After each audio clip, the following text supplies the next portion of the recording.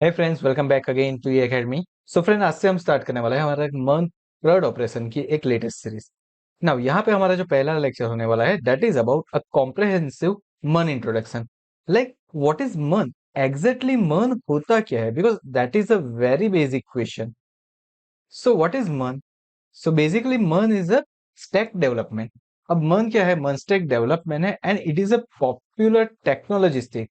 अब देखिए यहाँ पे आपको नाम के ऊपर से पता चल रहा होगा, इट इज अ मन stack development means it is a group of technology. ये कोई सिंगल टेक्नोलॉजी नहीं है, ये अलग अलग टेक्नोलॉजी का ग्रुप है to build a web application. और मन स्टैक डेवलपमेंट का हम यूज क्यों करते हैं?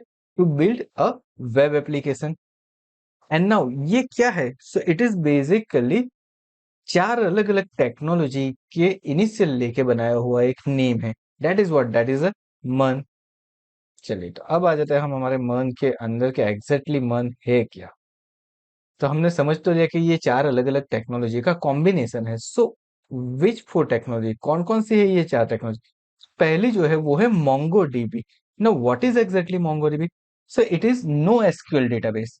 जो मोंगोडीबी है वो नो एसक्यूएल डेटाबेस है, मतलब यहाँ पे जो भी डेटा होगा वो फ्लेक्सिबल वे के अंदर, यानी कि जेसन लाइक फॉर्मेट, जो हमारा जेसन का फॉर्मेट होता है उस तरीके के फॉर्मेट के अंदर स्टोर होगा। And it is a well suited for handling large volume of unstructured और सेमी स्ट्रक्चर डेटा। जब आपके पास प्रॉपरली स्ट्रक्चर डेटा ना हो और वो बहुत ही लार्ज वॉल्यूम के अंदर हो, तब आप क्या कर सकते हो? तब आप मोंगोडीबी का यूज कर सकते हो। एंड ये मर्न स्टैक एप्लीकेशन के लिए बहुत ही ज्यादा यूज होता है, as well as MEAN stack development के लिए भी यही चीज यूज होती है। नाउ जो हमारी नेक्स्ट टेक्नोलॉजी है वो कौन सी है? तो वो है ई फॉर एक्सप्रेस जेएस।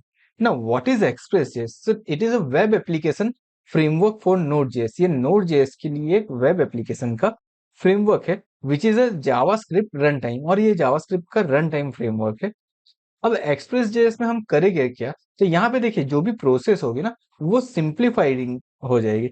और यहाँ पे क्या होगा, जब भी हमें रोबस्ट एप्लीकेशन बिल्ड करनी है, स्केलेबल वेब एप्लीकेशन बिल्ड करनी है, तब वहां पे बहुत ही सिंपली हम एक्सप्रेस जेएस का यूज करके बिल्ड कर सकते हैं।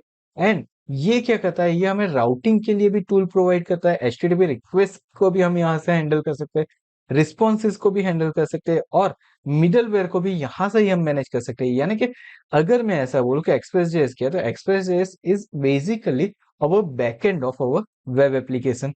सो हमारी वेब एप्लीकेशन का जो भी बैकएंड होगा वो किस में बना होगा?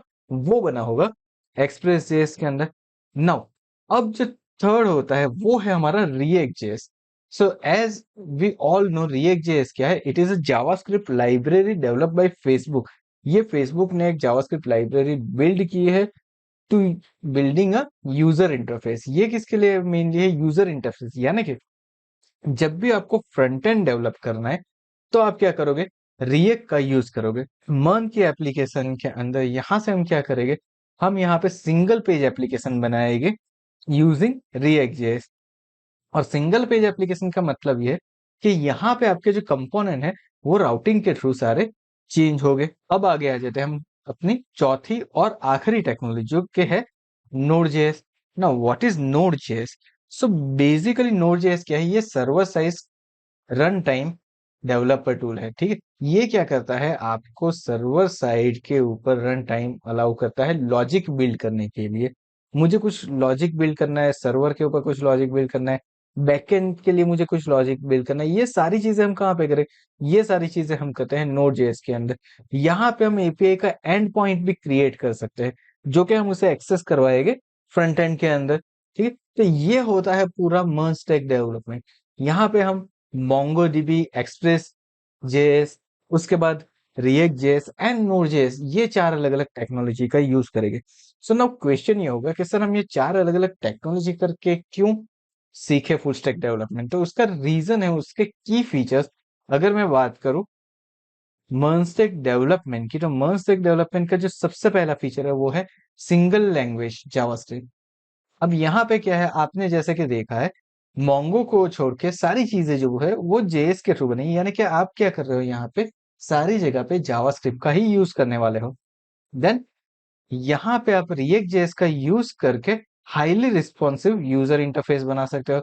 उसके बाद आप यहाँ पे नो एसक्यूएल डेटाबेस यानी कि मोंगोडीबी का यूज कर सकते हो।